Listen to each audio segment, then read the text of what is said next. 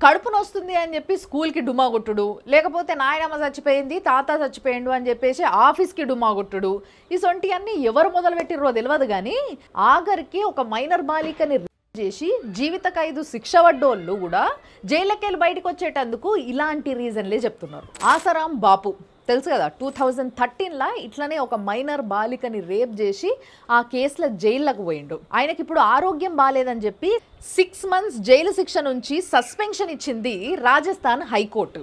ఇక ఆయన చక్కగా ఇంటికి పోయి రెస్ట్ తీసుకోవాలి లేదా హాస్పిటల్ పోవాలి కదా.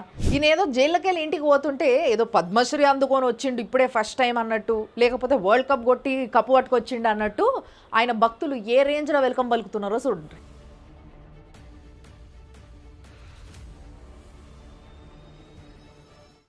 ఇలాంటి సిగ్గు తప్పిన మూర్ఖపు భక్తులు ఉన్నంత కాలము అలాంటి బాబాలు బాపులు ఏం చేసినా నడుస్తుంది. ఇంకొకటి కూడా ఉన్నది చూడు.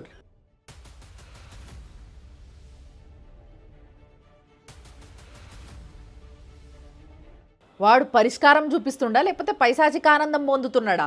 అదేదో హీరో హీరోయిన్ ఇట్లా కెమెరాకి సాటుకు తిరిగి ముద్దులు పెట్టుకున్నట్టు ఏందో చేస్తున్నాడు వాడు. ఆడ చూసిర్రా మీరు? మొత్తం చిన్న చిన్న ఏజ్ పిల్లల దగ్గర నుంచి పెద్దోళ్ళు దాకా ఉన్నారు. అందరు ఇట్లా బీరిపై చూస్తున్నారు. ఆ చిన్న పిల్లలు చూసి ఏం నేర్చుకుంటారు? ఆఖరికి నేను ఏదన్నా నీకు జ్వరం వచ్చిందా నేను తక్కువ చేస్తా అని క్లాస్ రూమ్లో వేరే పిల్లని పట్టుకొని ఇట్లనే వేసిండ్రంటే ఏంది కథ?